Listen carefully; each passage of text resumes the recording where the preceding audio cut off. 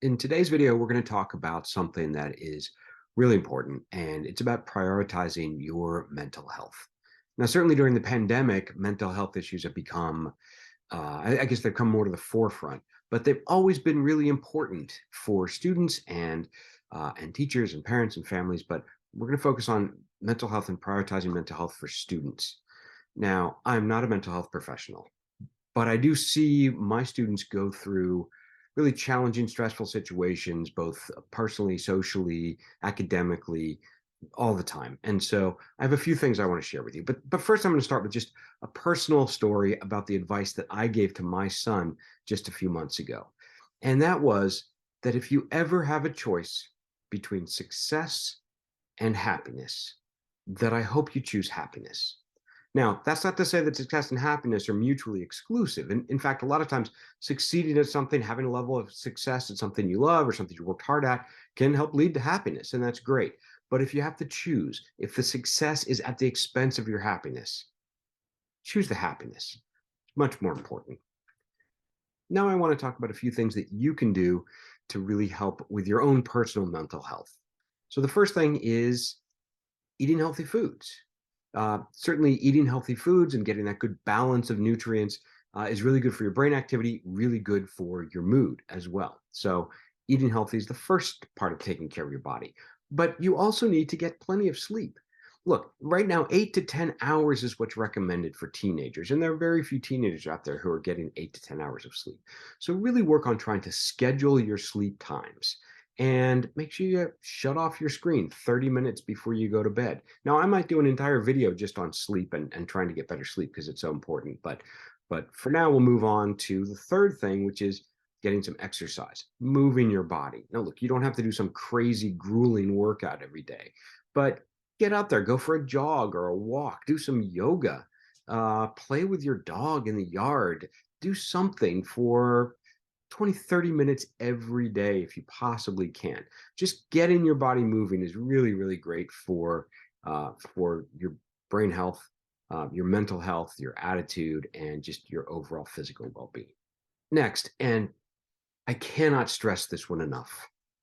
If you feel like you might benefit from some help, if you feel like you need help, reach out and get some help. I mean, you can reach out to anyone that you trust.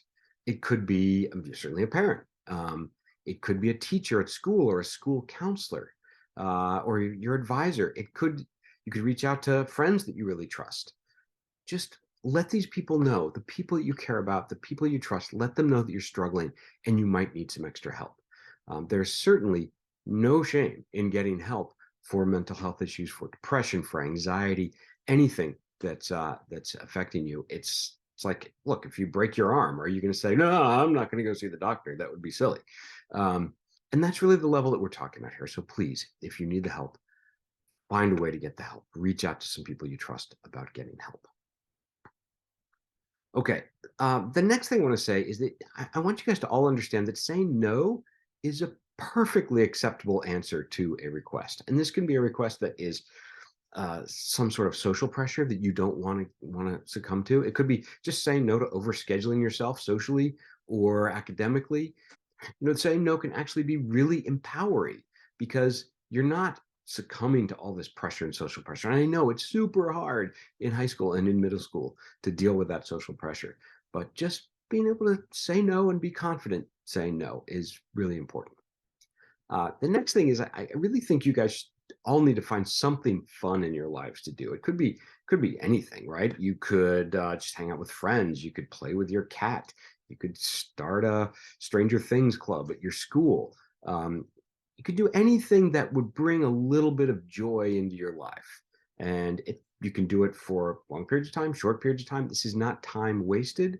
This is valuable time to help build your mental health and keep you balanced. And in light of that, I would say spending time with the people you love, your family, your friends, building those social connections and that social network is really, really valuable for just making everybody feel good about themselves. So please don't skimp on the social connections. That's a really important important point.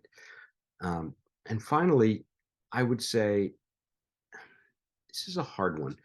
Just remember that you are the only person who gets to define who you are, right? Grades don't define who you are. The comments people make about you don't define who you are. Only you can define who you are. I find that this becomes an easier concept to live up to in college, partially because in high school we get put into these little boxes, right? People say, "Oh, there's Joe, and Joe is this kind of a person, and he's this kind of a student, and he's this kind of an athlete." And you find that those boxes are meaningless. So don't let other people put you in that little box and define you. Only you can define who you are, and be proud of that. Be proud of who you are as a person. All right. Thank you very much. I hope that helps. There are so many resources for helping you with mental health.